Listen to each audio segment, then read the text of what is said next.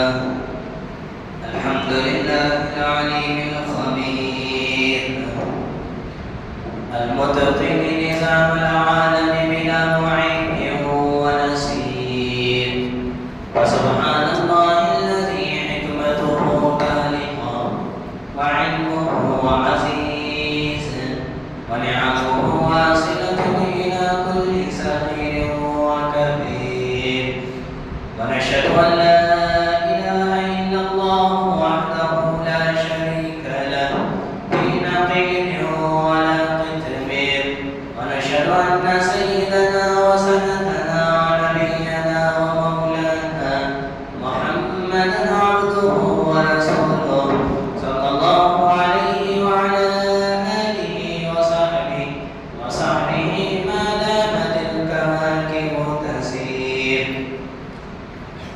أما بعد فأعوذ بالله من الشيطان الرجيم بسم الله الرحمن الرحيم سبحان الذي أسرى بعبده ليلا من المسجد الحرام إلى المسجد الأقصى الذي باركنا حوله لنريه من آياتنا إنه هو السميع البصير وقال النبي صلى الله عليه وسلم اللهم بارك لنا في رجب وشعبان وبلغنا رمضان صدق الله العظيم وصدق رسوله النبي الكريم ونحن على ذلك لمن الشاهدين والشاكرين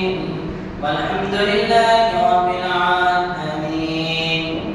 حضرات سامعین، معزز اساتذہ کرام اور عزیز طلبہ،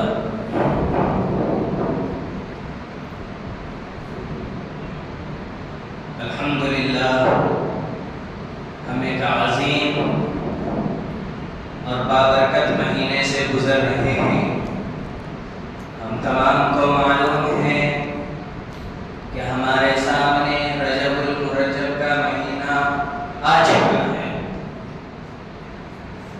رجب المرجب بے شمار فضیلتوں والا مہینہ ہے، برکتوں والا مہینہ ہے، رحمتوں والا مہینہ ہے۔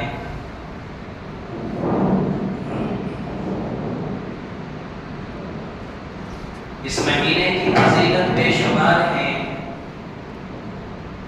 اللہ تبارک و تعالی نے قرآن کریم میں مہینوں کا ذکر فرمایا اور اللہ تبارک و تعالی نے 12 مہینے طے فرمائے۔ اللہ نے فرمایا ان عدۃ الشہور عند اللہ 12 شہرا فی کتاب اللہ یوم خلق السماوات والارض منها 4 حرم، کہ اللہ تبارک و تعالی نے 12 مہینے طے فرمائے ہیں۔ کب مقرر فرمائے؟ جب اللہ نے زمین و آسمان کو پیدا فرمایا، تب اللہ تبارک و تعالی نے 12 مہینے مقرر فرمائے۔ 4 حرم، اللہ تبارک و تعالی نے ذکر فرمایا کہ اس میں 4 حرمت والے مہینے۔ حرمت والے مہینے کون کون سے ہیں؟ ایک رجب ہے، دوسرا ذی القعدہ ہے، تیسرا ذی الحجہ ہے اور چوتھا شوال ہے۔ شوال ہے۔ حرمت کا مطلب کیا ہے؟ اس مہینے کا احترام کیا جاتا ہے، یہاں تک کہ کفار و مشرکین بھی اس مہینے کا احترام کیا کرتے تھے۔ جب رجب کا مہینہ شروع ہو جاتا تو کفار مکہ جنگ بند کر دیا کرتے تھے، لڑائی ختم کر دیا کرتے تھے۔ ذی القعدہ کا مہینہ شروع ہوتا تو کفار مکہ لڑنا بند کر دیا کرتے تھے۔ ان کے اندر یہ احترام تھا، یہ ادب تھا۔ احترام کا مطلب یہ ہے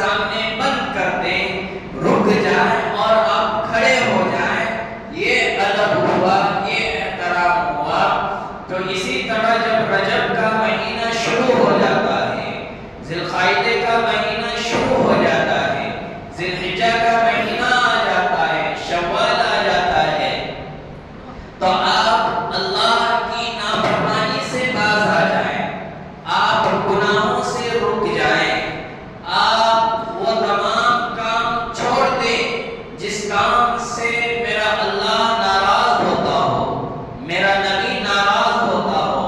تو یہ ادب ہوا، یہ احترام ہوا۔ رجب کی فضیلت یہ ہے کہ نبی کریم صلی اللہ علیہ وسلم نے فرمایا اللہم بارک لنا فی رجب و شعبان وبلغنا رمضان۔ اللہ کے رسول صلی اللہ علیہ وسلم نے فرمایا کہ اے اللہ، رجب اور شعبان کے مہینے میں برکت عطا فرما اور ہمیں رمضان تک پہنچا۔ نبی کریم صلی اللہ علیہ وسلم کسی مہینے میں روزے کی اس طرح کثرت نہیں کیا کرتے تھے جس طرح رجب اور شعبان کے مہینے میں روزے کی کثرت کیا کرتے تھے۔ بعض مرتبہ آپ رمضان میں اس طرح روزہ رکھتے کہ صحابہ کرام کو یہ خدشہ ہو جاتا کہ کہیں ایسا نہ ہو کہ نبی کریم صلی اللہ علیہ وسلم یہ پورا مہینہ ہی روزہ رکھ لیں۔ نبی کریم صلی اللہ علیہ وسلم کا فرمان ہے کہ 5 ایسی راتیں ہیں جس رات کی دعا اللہ تبارک و تعالی کبھی رد نہیں فرماتا۔ ایک رجب کی پہلی تاریخ کی رات ہے، دوسری رات شعبان کی 15ویں رات ہے، تیسری رات عید الفطر کی رات ہے، چوتھی رات عید الاضحیٰ کی رات ہے، 5ویں رات جمعۃ المبارک کی رات ہے۔ ان 5 راتوں میں اللہ تبارک و تعالی دعا رد نہیں فرماتے۔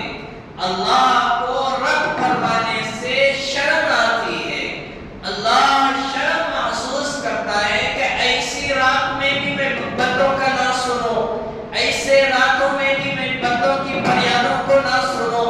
اللہ کو شرم آتی ہے رد کرنے، تو کہا جاتا ہے کہ رجب کی پہلی تاریخ کی رات کو دعاؤں کا اہتمام کیا کریں۔ رجب کی بہت بڑی فضیلت ہے۔ اس مہینے میں ایک بڑا واقعہ بھی پیش آیا جسے ہم تمام شب معراج کے نام سے یاد کرتے ہیں۔ رجب کی فضیلت اتنی ہے کہ نبی کریم صلی اللہ علیہ وسلم نے فرمایا جس طرح تمام کتابوں میں قرآن کریم کو فضیلت حاصل ہے، اسی طرح تمام مہینوں میں رجب کو فضیلت حاصل ہے۔ پھر نبی کریم صلی اللہ علیہ وسلم نے فرمایا کہ جس طرح تمام انبیاء میں مجھے فضیلت حاصل ہے، مجھے وہ شان عطا کی گئی ہے، اسی طرح تمام مہینے میں شعبان کو وہ فضیلت اور وہ شان عطا کی گئی ہے۔ پھر نبی کریم صلی اللہ علیہ وسلم نے فرمایا کہ جس طرح تمام مخلوقات پر اللہ کو فضیلت حاصل ہے، جس طرح تمام مخلوقات پر اللہ کی حکمرانی ہے، اسی طرح تمام مہینوں پر رمضان کو فضیلت حاصل ہے۔ اور رمضان جو تمام مہینوں کا سردار کہا گیا ہے، تو رجب کی یہ اہمیت ہے۔ رجب کے مہینے میں ایک واقعہ پیش آیا، ہم تمام سن چکے ہیں، جان چکے ہیں، پڑھ چکے ہیں۔ مسلم گھرانے میں ہم پیدا ہونے والے ہیں، کلمے والے گھرانے میں ہم پیدا ہونے والے ہیں۔ ہم تمام کو رجب کیا ہے اس کا علم ہوگا، ہم تمام کو معراج کیا ہے اس کا علم ہوگا، ہم تمام کو یہ خبر ہوگی کہ نبی کریم صلی اللہ علیہ وسلم معراج کے سفر پر تشریف لے گئے۔ معلوم ہے یا نہیں ہے؟ نبی کریم صلی اللہ علیہ وسلم اللہ تبارک و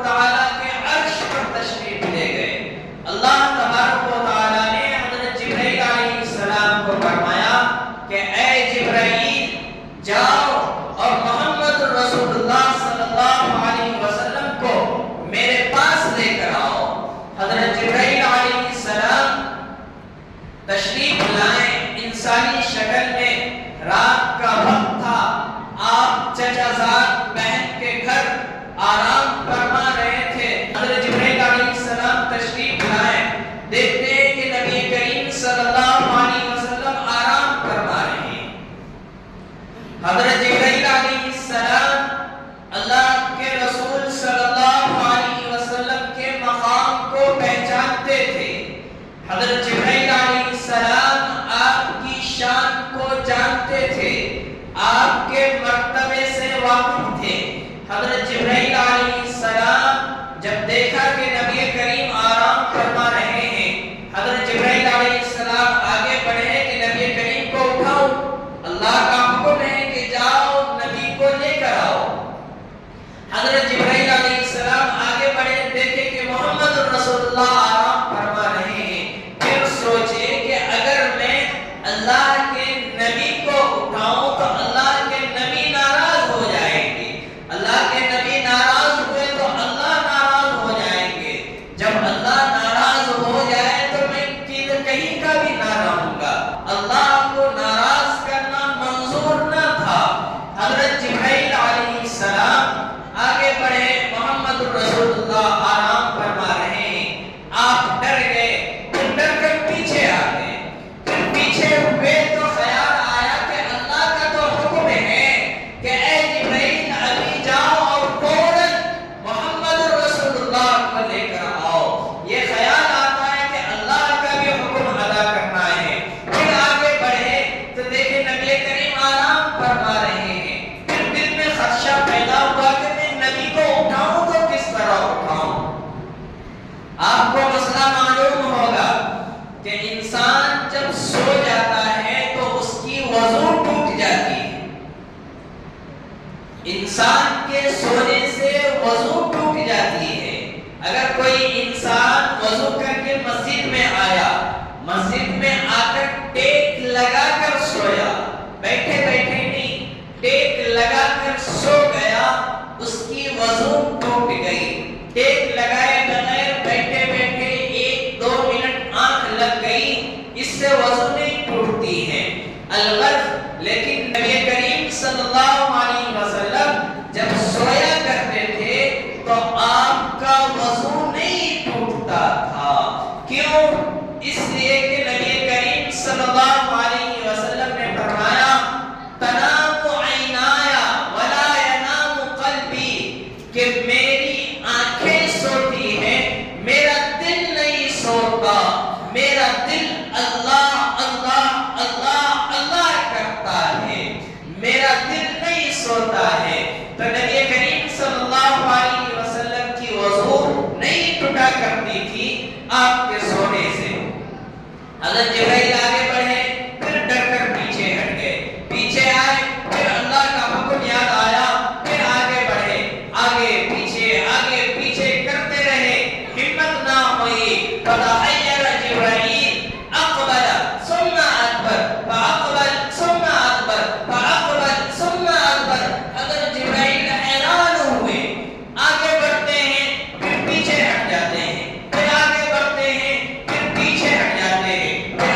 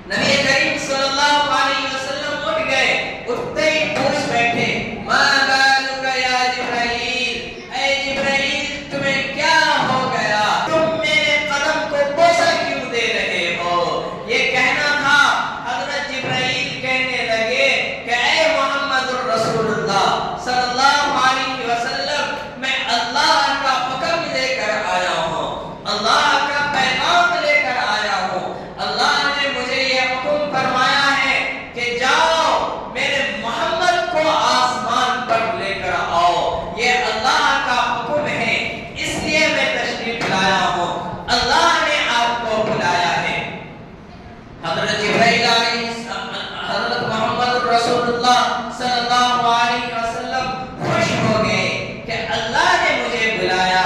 نعم یا رسول اللہ، آپ کو اللہ نے بلایا ہے. حضرت محمد رسول اللہ فوراً تیار ہوئے، چلو اللہ کے پاس چلا جائے. کیا منظر تھا، کیا واقعہ تھا. اللہ نے وقت کو ٹھہرا دیا، زمانے کو ٹھہرا دیا، گھڑی کو روک دیا. اللہ تبارک و تعالیٰ نے وقت کو وہیں پر برقرار کر دیا کہ تمہیں آگے بڑھنے کی ضرورت نہیں ہے، تم یہیں پر ٹھہرے رہو. نبی کریم صلی اللہ علیہ وسلم جانے کے لیے تیار ہوئے. اب آپ کو لے جانے کے لیے حضرت جبرائیل علیہ السلام ایک سواری لائے تھے جس کا نام براق تھا. نام تو سنے ہوں گے. جس کا نام براق تھا، جو خچر سے چھوٹا اور گدھے سے بڑا تھا. نبی کریم صلی اللہ علیہ وسلم نے فرمایا کہ اس سواری کی شان یہ تھی کہ میری نظر جس حد تک پڑتی تھی اس حد تک اس کا پہلا قدم پڑتا تھا. اتنی تیزی سے وہ سواری چلتی تھی. الغرض اللہ کے رسول صلی اللہ علیہ وسلم براق پر سوار ہوئے. سوار ہونے کے بعد نبی کریم صلی اللہ علیہ وسلم کا سفر اسٹارٹ ہوا. چلتے رہے. پہلا اسٹاپ آیا. حضرت جبرائیل علیہ السلام نے فرمایا محمد رسول اللہ صلی اللہ علیہ وسلم آپ یہاں اترے اور 2 رکعت نماز پڑھیں. نبی کریم صلی اللہ علیہ وسلم وہاں پر اترے. اترنے کے بعد 2 رکعت نماز پڑھیں. حضرت محمد رسول اللہ صلی اللہ علیہ وسلم نے فرمایا کہ اے جبرائیل یہ کون سی جگہ ہے؟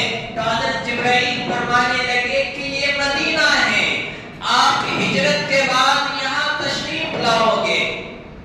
حضرت محمد رسول اللہ صلی اللہ علیہ وسلم پھر آگے بڑھتے گئے.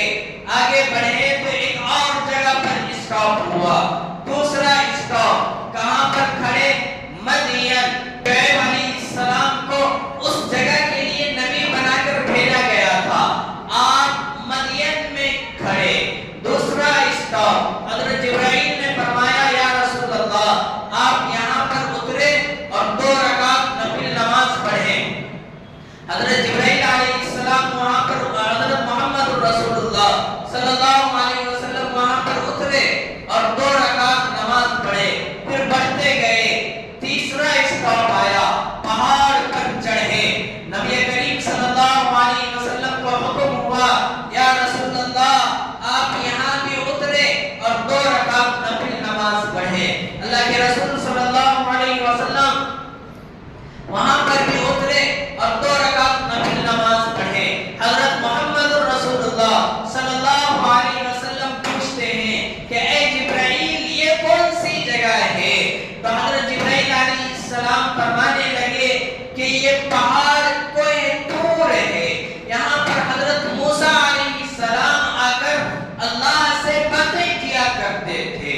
پھر حضرت محمد رسول اللہ صلی اللہ علیہ وسلم آگے بڑھے تو آپ کا چوتھا اسٹاپ بیت اللحم. وہاں پر آپ کو اتارا گیا اور فرمایا گیا کہ یہاں پر بھی 2 رکعت نماز پڑھے.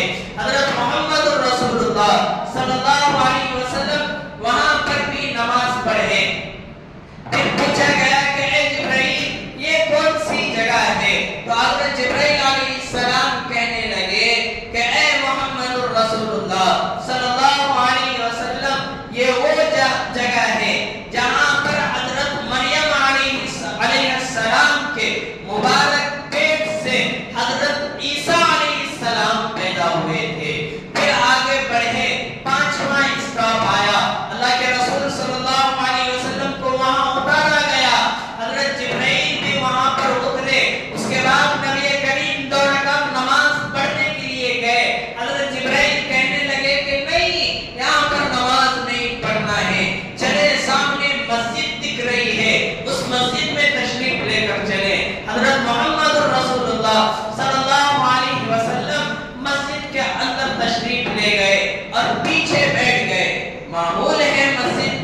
مسجد کا یہ ادب ہے کہ جب مسجد بھرا ہوا ہو تو انسان پیچھے بیٹھا کرے، لوگوں کو چیرتے ہوئے آگے نہ بڑھے، جہاں پر جگہ ملے وہاں پر بیٹھ جائے۔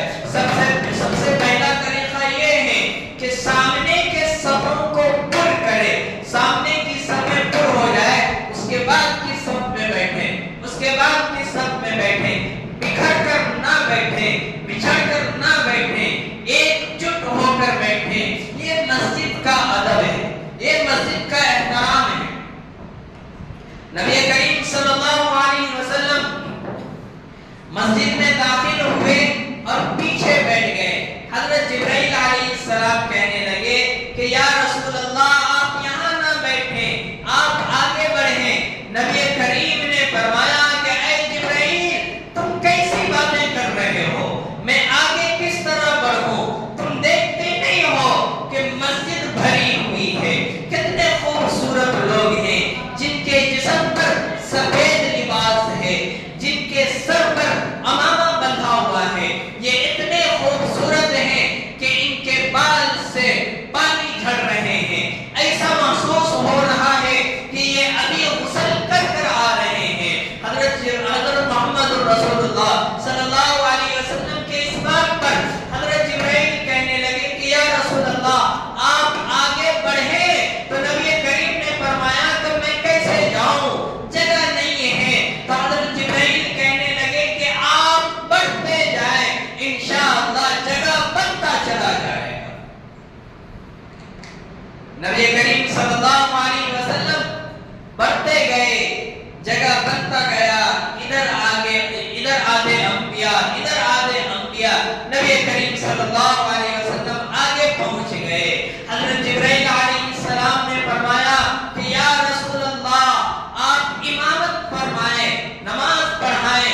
نبی کریم صلی اللہ علیہ وسلم کے آنکھوں سے آنسو جاری ہیں، آپ حیران ہیں، پریشان ہیں کہ یہ میں کیسی جگہ پر آ گیا ہوں، اب تک اس جگہ کے بارے میں آپ کو کوئی علم نہیں ہے۔ نبی کریم صلی اللہ علیہ وسلم آگے بڑھے، نماز پڑھائے، نماز پڑھانے کے بعد آپ حیرانگی سے پوچھتے ہیں کہ اے جبرائیل بتاؤ یہ کون سی جگہ ہے اور یہ کون لوگ ہیں؟ تو حضرت جبرائیل علیہ السلام کہنے لگے کہ یہ لوگ انبیاء کرام ہیں، حضرت آدم علیہ السلام سے لے کر حضرت عیسیٰ علیہ السلام تک جتنے انبیاء کرام آئے ہیں۔ حدیث شریف میں آتا ہے کہ سوالات یا اس سے زیادہ انبیاء کرام تشریف لائے، تمام انبیاء کرام مسجد اقصی میں موجود ہے۔ حضرت محمد رسول اللہ صلی اللہ علیہ وسلم پوچھتے ہیں کہ یہ کون سی جگہ ہے؟ تو حضرت جبرائیل فرمانے لگتے ہیں یہ بیت المقدس ہے، مسجد اقصی ہے۔ تو اس دن اللہ تبارک و تعالیٰ نے حضرت محمد رسول اللہ صلی اللہ علیہ وسلم کے ذریعے سے امامت کروا کر یہ ثابت کر دیا کہ میرے جتنے انبیاء آئے ہیں تمام انبیاء کے امام میرے محمد بنے ہیں۔ اور اس دن آپ امامت کر کے یہ کہہ دیا کہ آج سے مسجد اقصی بھی کعبۃ اللہ کے تابع ہو جائے گی، مسجد اقصی اب قبلہ اول نہیں رہے گا۔ مسجد اقصی کی بات آئی تو ایک بات یاد آ گیا مجھے،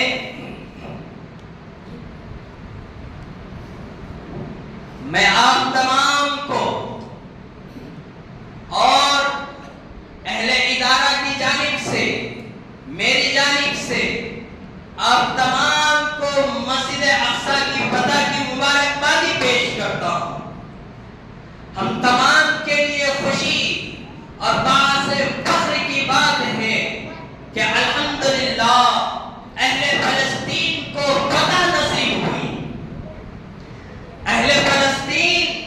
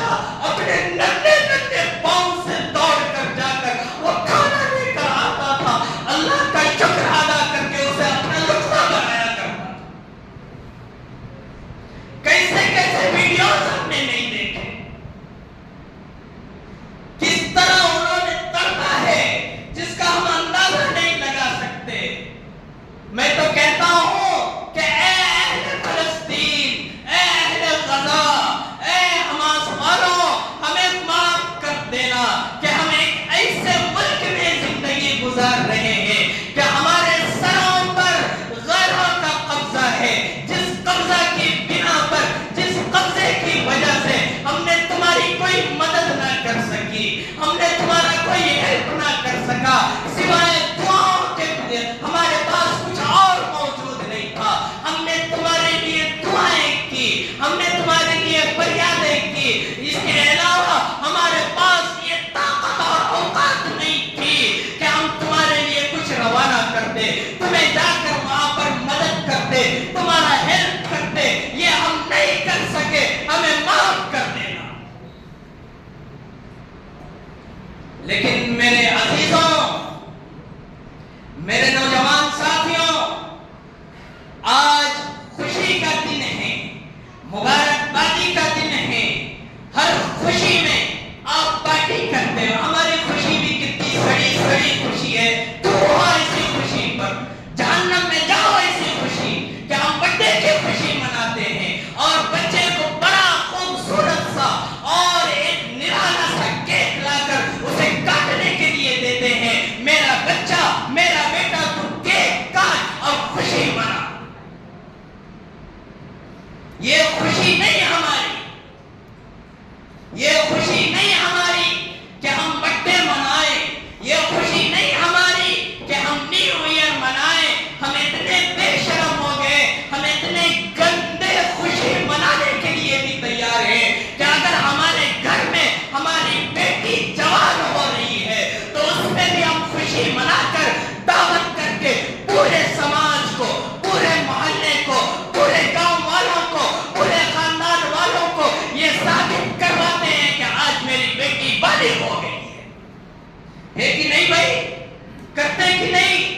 اتنی منحوس خوشی ہے ہماری, اتنی بے شرم والی خوشی ہے ہماری, اتنی گندی خوشی ہے ہماری. خوشی مناؤ. اگر تمہارے اندر ایمانی جذبہ ہوتا تو آج وہ تڑپتے ہوئے ماں اور بہنوں کو آزادی ملی, وہ نوجوانوں کو آزادی ملی, وہ اہل فلسطین کو آزادی ملی, وہ معصوم بچوں اور پھول جیسے بچوں کو آزادی ملی. ان کے خوشی میں تم مٹھائی لا کر گھر میں بانٹتے, تمہاری طاقت اور زیادہ ہوتی. تم خاندان میں بانٹتے, تمہاری طاقت اور زیادہ ہوتی. تم گلی میں بانٹتے, تمہاری طاقت اور زیادہ ہوتی. تم محلے میں بانٹتے, تمہاری طاقت اور زیادہ ہوتی. تم تمام مسلمانوں میں بانٹ کر یہ آگاہ کرتے کہ ہم ایمانی جذبہ رکھتے ہیں. ایمانی جذبے کی بنا پر ہم اہل فلسطین کے خوشی میں شریک ہو رہے ہیں.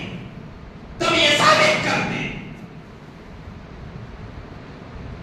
کیسے کیسے مظاہر نہیں ہوئے, لیکن مبارکبادی میں ان کو دے رہا ہوں کہ آپ نے ایمان کو برقرار رکھنے کے لیے, ایمان پر قائم رکھنے کے لیے آپ نے اپنے جوانوں کو گنوائے ہیں, آپ نے اپنے معصوم بچوں کو گنوائے ہیں, پھول جیسے بچوں کو گنوائے ہیں, آپ نے اپنے خاندان والوں کو گنوائے ہیں, اپنے شہر والوں کو گنوائے ہیں, آپ نے اپنے کاروبار کو اجاڑا ہے. 50,000 سے زیادہ اہل فلسطین شہید ہوئے ہیں. یہ 15 مہینے کی جنگ میں کیسے کیسے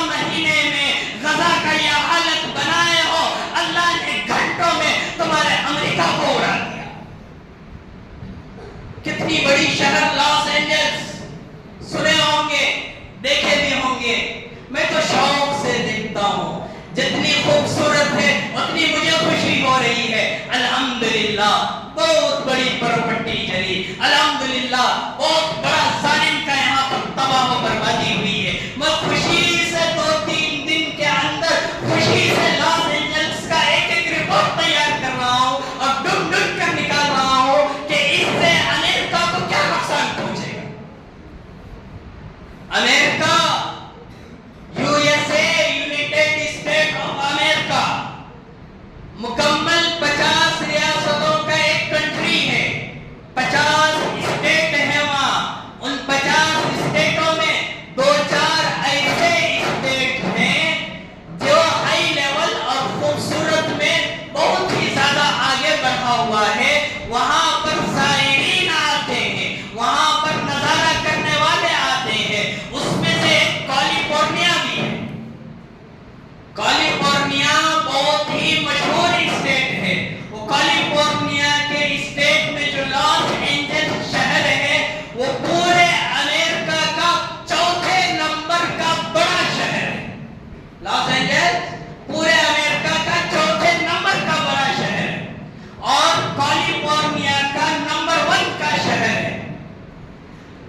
لاس اینجلس میں مکمل 40 لاکھ لوگ رہتے ہیں. زیادہ لوگوں کی آبادی عیسائیوں یہودیوں کی ہے, مسلمان گنے چنے موجود ہیں. اس لاس اینجلس میں سب سے بڑا بندرگاہ ہے جو دنیا میں 5ویں نمبر پر مقام رکھتا ہے. یعنی ایئرپورٹ سب سے بڑا لاس اینجلس میں ہے جو دنیا میں 5ویں نمبر پر آتی ہے. بڑے بڑے Hollywood star, Bollywood star, بڑے بڑے منسٹر وہاں پر جا کر گھر بناتے ہیں اور وہاں بسنے کی کوشش کرتے ہیں. اللہ تبارک و تعالی نے گھنٹوں میں کس طرح تباہ و برباد کیا کہ انہیں جو سپر پاور رکھنے والا امریکہ, جنہیں ہر چیز کا پہلے ہی علم ہو جاتا ہے, سیلاب آنے والا ہے 1 مہینہ پہلے علم ہو جائے گا, ہوا کدھر سے چلنے والی ہے 1 مہینہ پہلے علم ہو جائے گا, موسم کیا ہونے والا ہے 1 مہینہ پہلے علم ہو جائے گا, ستاروں کی گردشوں کو جاننے والا, تمام چیزوں کو اپنے علم میں رکھنے والا. یہاں تک اس کے اندر یہ غرور آ گیا کہ یہ پوری دنیا پر حکومت میری ہے. چاند میرے قبضے میں, ہوا میرے قبضے میں, سورج میرے قبضے میں, آسمان و زمین میرے قبضے میں. کچھ بھی ہو یہ سپر پاور کو علم ہو جاتا تھا. اللہ نے ایسا کیا کہ یہ جاننے والوں کو یہ خبر ہوئی کہ ہوا ادھر کی ہے, لیکن ہوا ادھر سے آ کر اڑا گئی, تباہ و برباد کر گئی. کیسے کیسے گھر جل کر راکھ ہو گئے, بڑے بڑے ہالی ووڈ اسٹار کے گھر جل کر راکھ ہو گئے. جیمس ووڈ نام سنے ہوں گے, ایک اسٹار ہے, بہت بڑا ایکٹر ہے اور اس کے سکے چلتے ہیں. جب اسرائیل نے غزہ پر حملہ کیا تو یہ جیمس ووڈ نے اپنے ٹویٹ میں یہ لکھا کہ اے اسرائیل والوں, تم کبھی بھی غزہ پر اپنا حملہ نہ روکنا, تم حملہ کرتے رہو, تمہیں کس چیز کی ضرورت پڑے گی اس کی مدد ہم کریں گے, تم ان کو تباہ و برباد کر دو, تم ان کو دنیا سے مٹا دو. لکھتا ہے نو کمپرومائز, نو ایکسکیوز, کوئی جنگ بندی نہیں, کوئی صلح نہیں, کوئی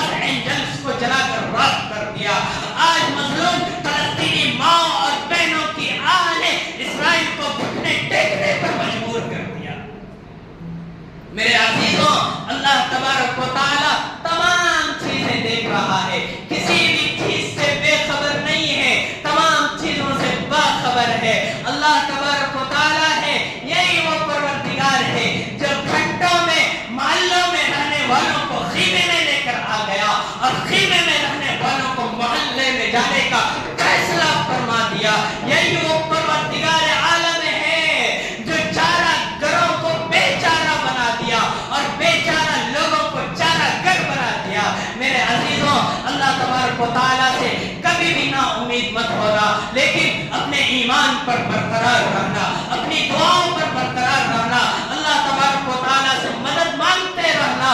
ظلم کا زور زیادہ دن نہیں چلتا ہے، ایک دن تباہ و بربادی آتی ہے، چاہے وہ کیسا بھی ظلم ہو، چھوٹا ہی ظلم کیوں نہ ہو، کیونکہ اللہ کے رسول صلی اللہ علیہ وسلم نے فرمایا تمام گناہوں کا بدلہ اللہ تبارک و تعالیٰ آخرت میں دے گا، قیامت کے دن دے گا، لیکن ظلم ایک ایسا گناہ ہے جس کا بدلہ اللہ نے دنیا میں بھی دینا ہے، آخرت میں بھی دینا ہے۔ تو اللہ تبارک و تعالیٰ ہم تمام کو اہل فلسطین کے حق میں دعا کرنے کی توفیق عطا فرمائے۔ آمین و آخر دعوانا ان الحمدللہ رب العالمین۔